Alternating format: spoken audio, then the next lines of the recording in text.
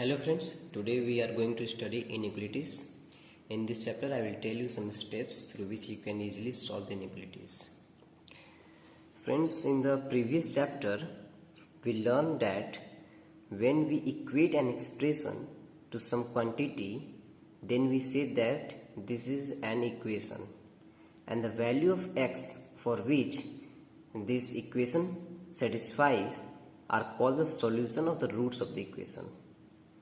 Likewise, when an expression is greater than, less than, greater than equals to or less than equals to some quantities, let's say y, we termed this as inequalities.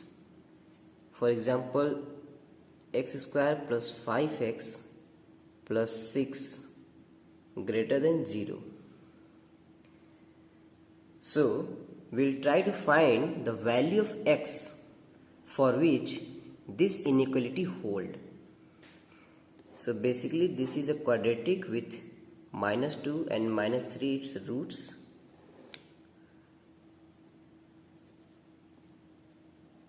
And this expression is greater than 0. So this is the preferable region.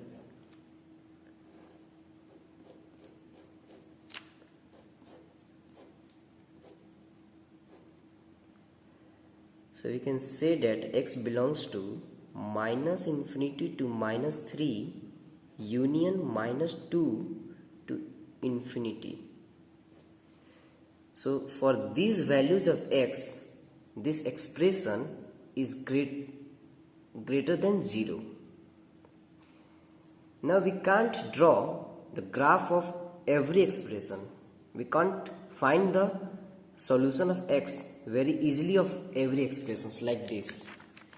We can't draw this graph and we can't find the solution of these inequalities very easily. So I will tell you some steps through which you can solve the inequalities very easily. We have to study 3 inequalities: logarithmic, trigonometric and algebraic. We will study logarithmic inequalities in logarithm, trigonometric inequalities in trigonometry. Okay. Now before starting the steps, let us understand some basic concept of inequality. The first is addition or subtraction of any number to both sides of inequality does not affect the sign of inequality. That means कि किसी भी inequalities में कुछ भी अगर add करते हैं, subtract करते हैं, तो इनइक्वलिटी का साइन नहीं बदलता है. जैसे चारों केस में अगर लेते हैं हम, 5 2 से बड़ा है, अब 3 ऐड करेंगे इधर भी तो 8 और 5 होगा, फिर 8 भी 5 से बड़ा होगा, तो साइन जो था वो साइन वही रहा. सब में आप देख लीजिए. Second point, multiplication of positive numbers also does not affect the sign. जैसे 10 जो है 7 से बड़ा है, अब इसमें पॉजिटिव नंबर कोई मल्टीप्लाई करता हूँ मैं, तो वो नंबर जो होगा उसके नंबर से बड़ा ही होगा. जैसे 10 में 5 मल्टीप्लाई करते हैं तो 50, और 7 में 5 मल्टीप्लाई करते हैं तो 35. 50 जो है 35 से बड़ा होगा, तो साइन जो था वो चेंज नहीं होगा.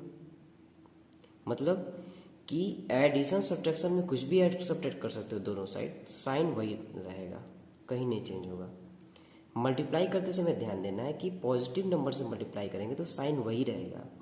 But if we multiply both sides with a negative number, the sign of inequality changes.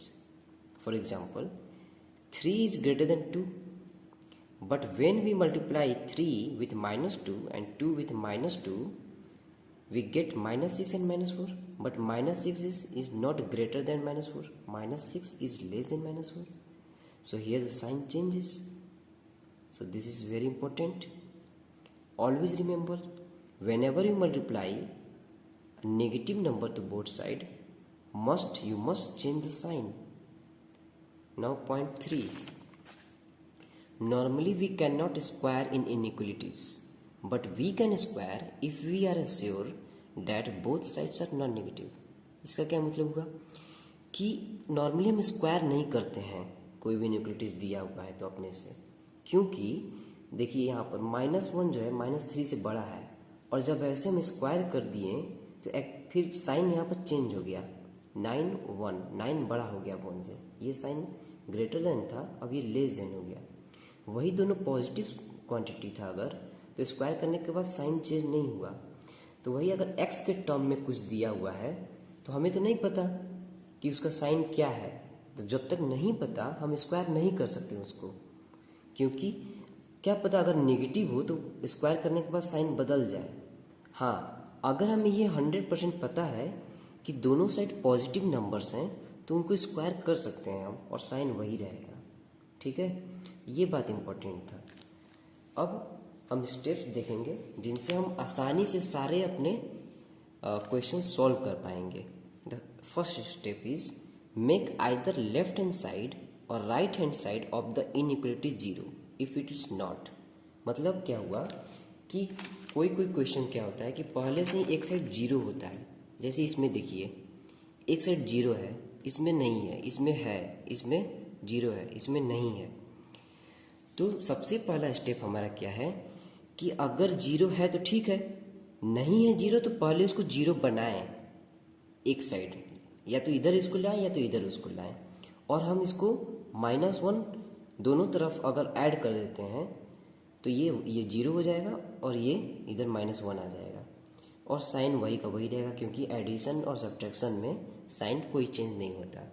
बस एक ही पॉइंट है, मल्टीप्लिकेशन में जब नेगेटिव से मल्टीप्लाई कर रहे हैं तभी साइन चेंज होगा, बाकी कभी नहीं साइन चेंज होगा। ठीक है,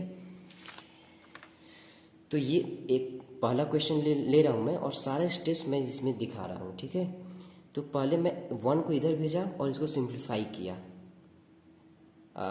एलसीएम लिया और उसके बाद सिंप्लीफाई किया, तो ये हमारे पास दो ऊपर भी क्वाड्रेटिक नीचे भी क्वाड्रेटिक मिला।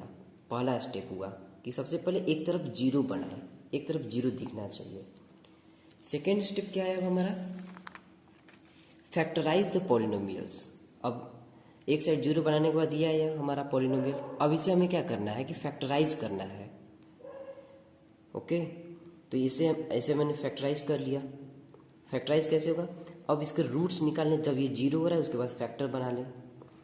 अब तीसरा स्टेप क्या है, make sure that coefficients of x in each factor is positive, if not so multiply with -1, but do not forget to change the sign of inequality. अब फैक्टराइज करने के बाद हमें देखना है कि x के जितने भी कोफिशिएंट हैं वो पॉजिटिव हैं कि नहीं।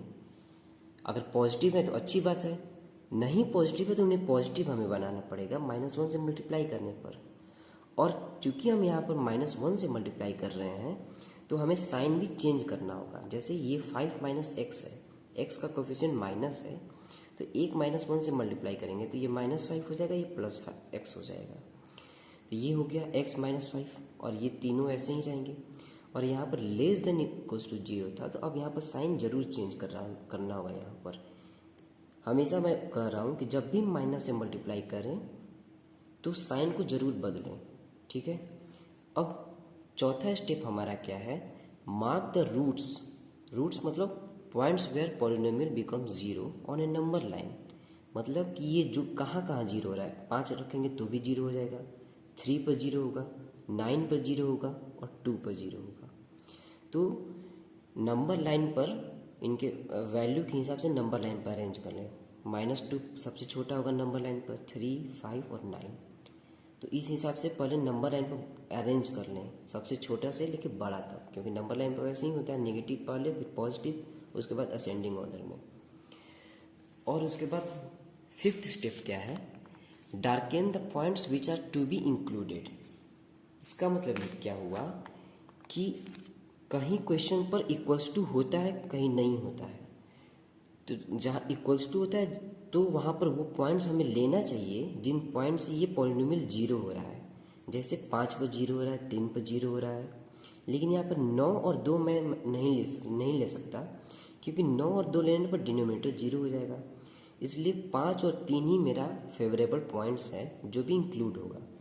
तो पहले नंबर लाइन पर लगाने के अरेंज करने के बाद अब आप देखें कि किस किस पॉइंट्स को इंक्लूड करना है। अगर यहाँ पर इक्वलिटी का साइन नहीं होता तो 5 और 3 को भी मैं इंक्लूड नहीं करता, क्योंकि यहाँ पर ग्रेटर देन इक्वल्स टू यहाँ पर है, तो 5 और 3 को मैं इंक्लूड करूँगा और 9 और 2 को 5 और 3 को इंक्लूड करूँगा और 9 और 2 को इंक्लूड नहीं करूँगा, क्योंकि 9 और 2 से डिनोमिनेटर 0 हो जा रहा है। तो अब क्या करें, जो पॉइंट इंक्लूड करना है उसे डार्क कर लें। छठवां स्टेप क्या है, put positive sign on the right side of the right most mark number. अब देखिए, नंबर लाइन पर नंबर्स भी लिख दिया हमने, और जो सबसे राइट हैंड साइड का नंबर है, जो सबसे बड़ा नंबर है, उसके राइट पर पॉजिटिव साइन दे। Step 7, change the sign passing over odd power of factors and sign remains the same over passing over even power factors. Now what does this mean? I will tell you later when I will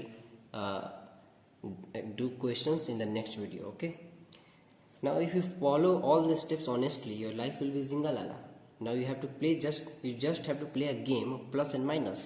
So start with plus, then minus, then plus, then minus, then plus.